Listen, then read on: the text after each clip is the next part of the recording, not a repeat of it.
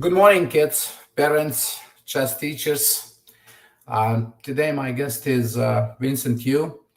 So let me see, he should be any moment in the room so we can start a lesson. We are going to talk about the game that Vincent chose. It is Magnus Carlsen against N Spike. Let me just see if Vincent is entering the room.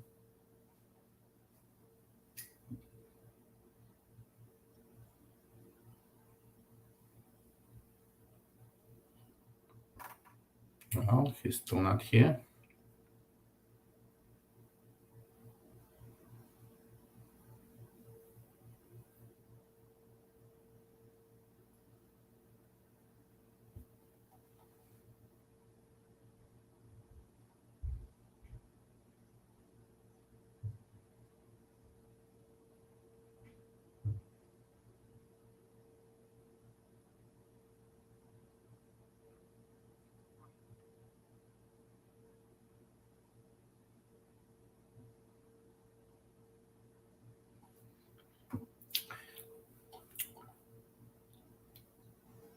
Let me see, maybe he has some issues to enter the room.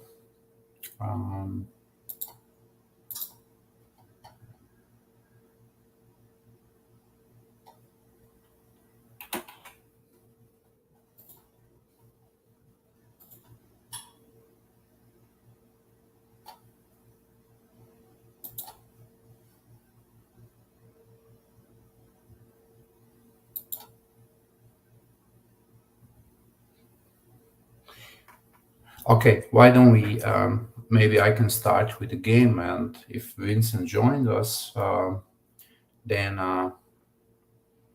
he will overtake the game. So he wanted to talk about this game, Magnus Carlsen against N Spike, and apparently this game happened when Magnus was 14-year old. Now, what happened is the Caro-Kann defense and this line with bishop to f5 and knight g3, bishop g6, right, h4, h6, and h5. Now, of course, this move h5 is quite important because what happens is that this pawn can be very useful in the endgames, and it's kind of fixing up the pawn on g7. The pawn on g7 cannot move forward later on, so that's why this h5 is kind of a really important move. Now, bishop is dangerous on this diagonal, so Magnus is trading the bishop, right? And here we have move bishop f4, and black plays knight e6, right? The other option is queen a5, right, check, and then after bishop b2, you can play queen c7 and make a castling to the queen side. So, but some people, they're okay with this bishop on f4, right? Knight f6, castling, bishop to e7, and now knight e4. So after this move, knight e4, it's clear that Magnus wants to take control over the center, right? Queen to a5, king b1, protecting the pawn on a2, castling, knight takes on f6, and knight takes on f6. So we have next move knight e5. So white is clearly overtaking the center, right? Strong position in the center of the board, right? And it's clear that also the attack on the king side can happen, like with the moves like g4 and g5, and try to open up the g file. Now rook d8, and queen e4, taking the queen away from the d file. c5. And now Magnus plays a very nice move, knight to g6. Right, after this move, knight to g6, it's clear that rook on f8 is attacked, bishop on e7 is attacked, right? And black captured on g6. The better move is rook e8. Now, of course, during the game, it was difficult to figure that out, right? Because what happens right now, it's an amazing combination, queen e6.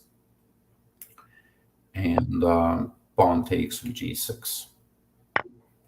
Right, the idea, of course, is to attack the king. Knight g8 protects the bishop on e7, right? So,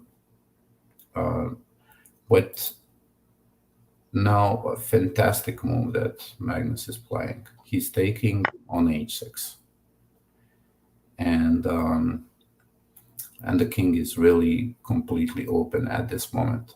Pawn takes. Look at this move. Rook h6. Wonderful, right? Another sacrifice, and now after queen e7, queen h7 is the threat with a checkmate. So can black do anything in this position? He plays knight f7. Well, he's a rook up at this moment, but it is not enough. Look at this move, rook d3. Rook is coming into the game to attack the king. The queen cannot move to e1 because everything is controlled. And after rook d6, rook goes to g3, check.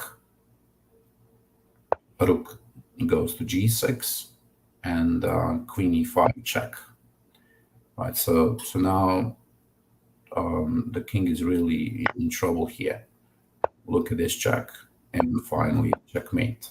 Right, very beautiful game. So let's see what are the most important moves here.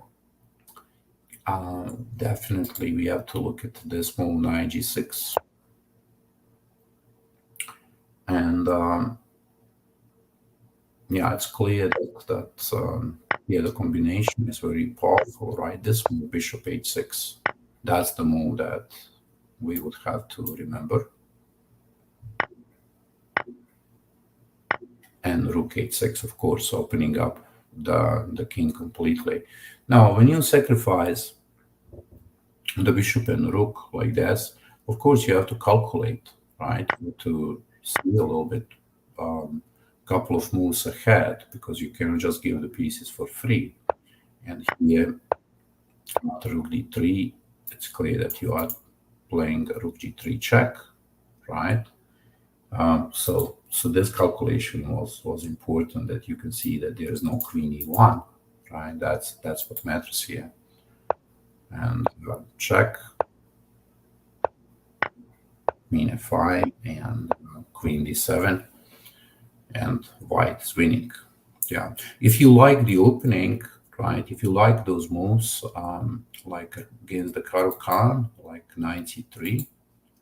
Right, you can play like this. There are other moves, most of the kids, they play e5, or they capture e takes d5. Those are also nice moves, but this is an opportunity as well, knight c3, and just like remember here, like this move. I like this move, h5, right? That's an important move, and then you trade at bishop with a bishop d3, and that's what you can remember from the opening. Don't castle to the king side, because you already pushed the pawn to h5, so that could be bad for a king.